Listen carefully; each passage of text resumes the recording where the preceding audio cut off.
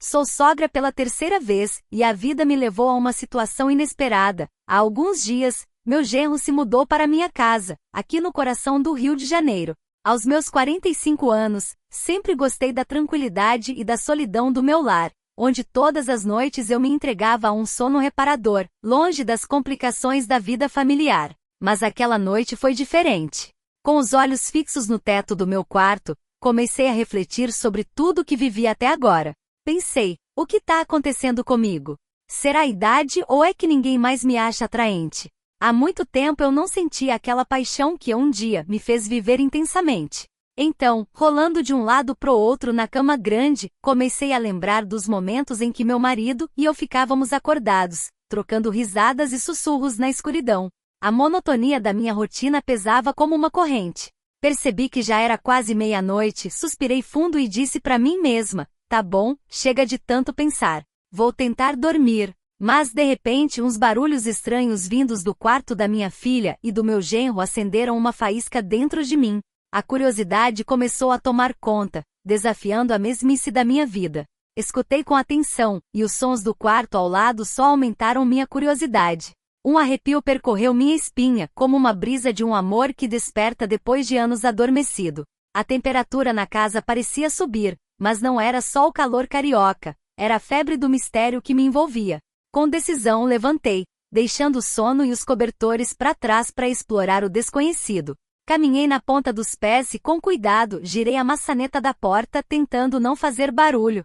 O silêncio da casa era quase sufocante, mas os sussurros da paixão atravessavam as paredes, como se me convidassem a um mundo que há muito tempo eu não acessava. Quando cheguei à porta do quarto da minha filha e do meu genro, meu coração batia descontrolado e o pulso acelerou. Encostei o ouvido na porta, como se não soubesse o que estavam fazendo. A voz da minha filha ficou mais clara e alta.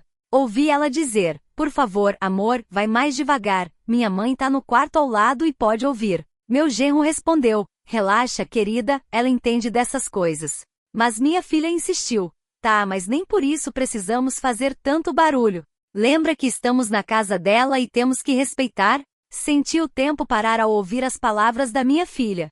Sabia que o que eu estava fazendo não era certo. Talvez você me chame de mãe ruim ou intrometida, mas naquele momento eu agia movida pela minha natureza humana.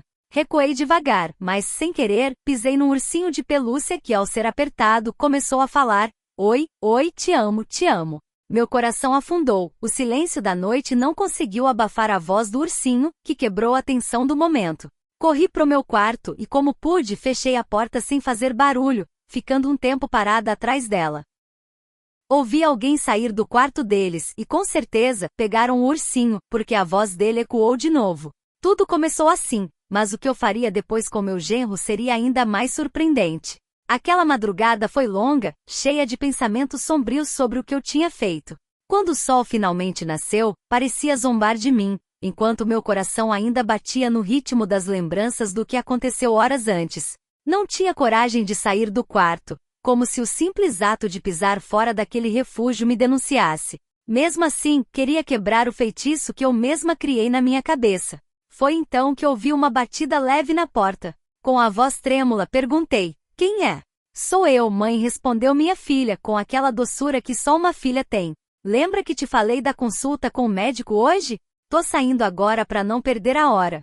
O João vai ficar. Ontem ele exagerou na bebida, parece que não aguenta a ressaca. Com compreensão ela disse, tudo bem, mãe. Nos vemos mais tarde. Os passos dela se afastaram, deixando-me sozinha com o eco da despedida. Depois que ela saiu apressada, fiquei mergulhada no mar de pensamentos turbulentos. A realidade do que aconteceu na noite anterior batia forte na minha consciência. Não podia evitar a vergonha, mas também a intriga de pensar que minha filha e o marido dela podiam saber da minha intromissão na privacidade deles. Decidi enfrentar a situação e saí do meu refúgio. Atravessei o corredor com passos hesitantes, indo para a cozinha, onde encontrei meu genro, João, sentado à mesa com uma xícara de café nas mãos. Ao me ver, ele levantou o olhar, surpreso. Bom dia, dona Ana. Dormiu bem? Perguntou com um sorriso. Bom dia. Dormi sim, obrigada, respondi, desviando o olhar e focando no café que preparava. Um silêncio desconfortável pairou, até que ele o quebrou. Eu sei que ontem à noite, hesitou. Bom, sei que você esteve perto do nosso quarto. E não pude evitar pensar que você ouviu algo que não devia. Meu rosto virou um quadro de confusão. Deveria confessar minha curiosidade imprudente ou fingir ignorância? O jeito que ele falou não me dava saída. Não ouvi nada. Se não fosse pela sua mulher me lembrar da consulta, eu ainda estaria dormindo, disse, tentando me esquivar. Não tô te acusando, dona Ana. Só quero evitar qualquer mal-entendido, interrompeu ele, tentando aliviar a tensão. Meu rosto corou, e não havia como me esconder. Como seguir em frente depois de invadir a privacidade da minha filha e do marido dela? Posso te fazer uma pergunta, dona Ana? Disse ele. Enquanto mexia o açúcar com a colher, respondi, claro, pode falar. Seus olhos, ainda cansados da noitada, e o leve cheiro de álcool pairavam no ar. Dona Ana, desde que meu sogro se foi, quantas vezes a senhora? Disse ele, com um olhar malicioso e mordendo os lábios. Quase derramei o café em mim. Acho que esse não é um assunto para se discutir com você. Tá meio atrevido porque ainda tá de ressaca, né? Ele deve ter percebido minha expressão mudar e disse, calma, dona Ana, não fica brava que não combina com a senhora. Se eu fico atrevido com umas cervejas, como você diz, a senhora não precisa disso. Tava com todos os sentidos bem acordados ontem atrás da porta do meu quarto. Mas sabe, dona Ana, o que eu quero dizer é que tô aqui para ajudar, caso a senhora precise de uma. Lubrificada. Me senti num beco sem saída.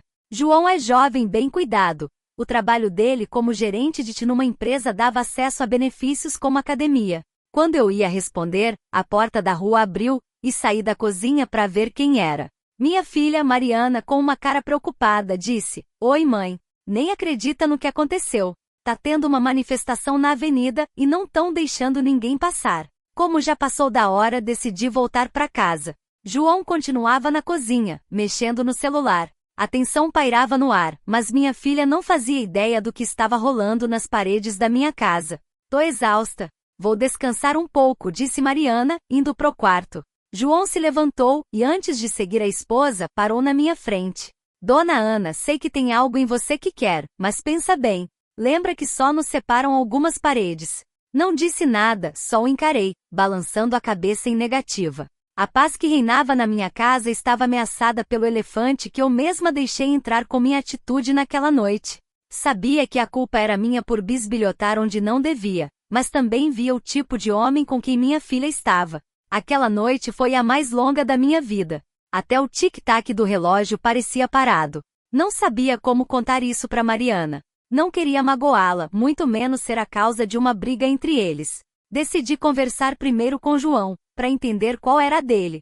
Queria saber se, sóbrio e sem o efeito da bebida, ele ainda pensava daquele jeito. Não precisei procurá-lo. Ele veio até mim, pedindo desculpas pelo comportamento do dia anterior. Eu disse que tudo bem, mas que eles precisavam sair da minha casa.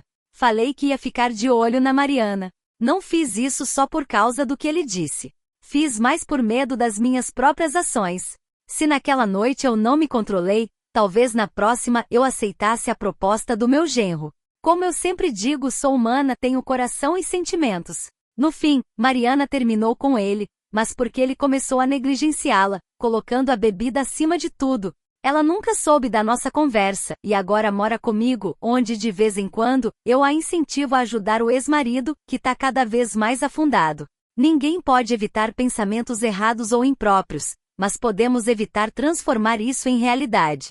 E acima de tudo, é melhor que os casais vivam sozinhos. Porque ser mãe, pai, irmão ou tio não significa que não haja perigo. Obrigada por ouvir e dedicar tempo às minhas histórias. Antes de me despedir, te convido a se inscrever no meu canal, ativar o sininho e dar aquele joinha para mostrar que gostou. Um abraço forte da sua amiga Ana. Até a próxima!